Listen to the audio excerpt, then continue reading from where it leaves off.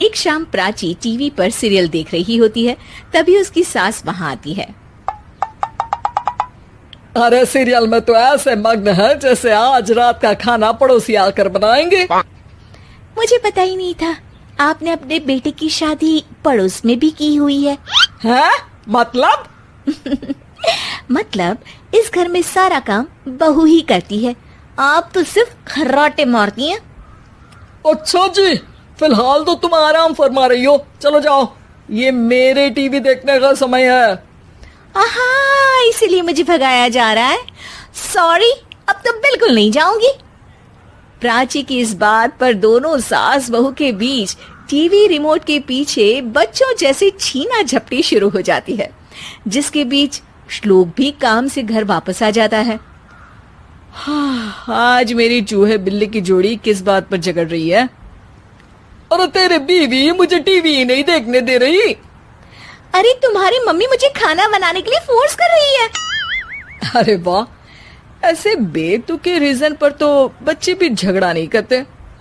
अरे मुझे कुछ मत बोल, सब इसने ही शुरू किया है। हाँ हाँ, जैसे आप तो बहुत दूध की धूली है ना। अरे बस, दोनों चुप। प्राची जाओ, खाने की तैयारी करो। और माँ तुम छोड़ो, तुम्हें क्या बोलूं, शांति से अपना सीरियल देखो, मुझे दोबारा लड़ने की आवाज सुनाई नहीं देनी चाहिए। ऐसा बोलकर श्लोक वहां से चला जाता है, जिसके पीछे पीछे प्राची भी कुछ न कुछ बड़बड़ाते हुए रसोई में चली जाती है। हाँ हाँ, सासू जी को तो कुछ बोलेंगे ही नहीं, बस मुझ पर ही हुक्म चलता है, खाना बनाओ, जैसे मैं इनके घर में खाना बनाने के लिए आई हूँ। इसी तरह शाम बीतती है और रात को श्लोक और प्राची की सास खाना खाकर सोने चले जाते हैं, लेकिन प्राची गुस्से में कुछ खाए बिना काम में ही लगी रहती है। इस घर में किसी को घंटा फिक्र नहीं पड़ता, मैं खाऊं या भूखी रहूं। प्राची कुछ देर के लिए रसोई से बाहर जाती है और जैसे ही वापस आती है तो वहां दूध का भरा ग्लास देखकर हैरान रह जाती है। फिक्र पूरी है, बस दिखाना नहीं है। प्राची दूध पीकर सोने चली जाती है और अगली सुबह एक बार फिर सास बहू का कार्टून नेटवर्क स्टार्ट हो जाता है। ये तुमने ही किया है। अरे अजीब जबरदस्ती है, मैं बोल रही हूँ मैंने कुछ नहीं किया। दोनों ने मिलकर पूरे घर को पागल खाना बनाया हुआ है। यहाँ कोई नॉर्मल इंसान तो रह ही नहीं सकता, इसीलिए अब पड़ोसी क्या रिश्तेदार भी घर आने से कतराते हैं।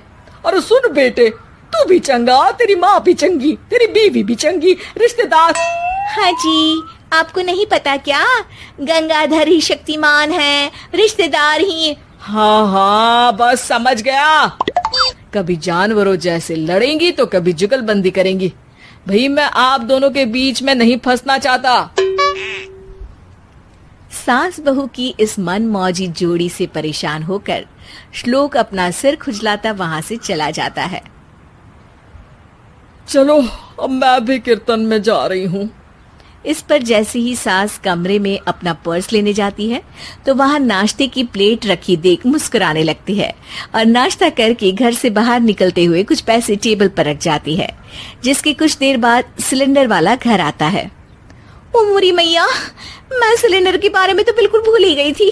घर खर्च के सारे पैसे भी मम्मी के पास है और श्लोक से बोला तो उल्टा 4 बात सुनाएंगे। प्राची ये सोच ही रही होती है कि अचानक उसका चेहरा चमक उठता है और वो घर में आकर इधर उधर देखने लगती है। तभी उसकी नजर टेबल पर रखे पैसों पर पड़ती है, जिन्हें वो सिलेंडर वाले को दे देती है। ये सब श्लोक देख लेता है। अच्छा बेटे, इतना बड़ा घोटाला, सबके सामने मैं तेरी दुश्मन और पीठ पीछे तेरी मेरी यारी। इस पर श्लोक एक प्लान बनाता है और शाम को सब एक साथ बैठे होने पर बोलने लगता है। माँ, तुम दोनों की बहुत लड़ाई होती है, इसलिए मैं सोच रहा हूँ कि प्राची को उसके घर छोड़ाऊं, इससे वो भी खुश रहेगी और तुम भी। अचानक श्लोक की ये बात सुनकर सास बहू शौक से उसकी तरफ देखती है। अरे ऐसे कैसे घर छोड़ाओगे, मुझे कहीं नहीं जाना। अरे तुमने बोला नहीं पर मैंने सुन लिया, तुम्हें मम्मी के साथ रहना अच्छा नहीं लगता, मुझे पता है। अरे वाह, अरे जब बहू खुद कुछ काम बोले तो वो तुझे सुनता नहीं, और अब जो इसने बोला ही नहीं वो तू समझ गया। जब उसे नहीं जाना तो फिर जबरदस्ती क्यों कर रहा है? अच्छा, फिर आपको मौसी के घर छोड़ाता हूँ, बस अब आप दोनों एक घर में एक छत के नीचे नहीं रह सकती। मैं इस टॉम एंड जेरी की जोड़ी को और नहीं झेल सकता। है?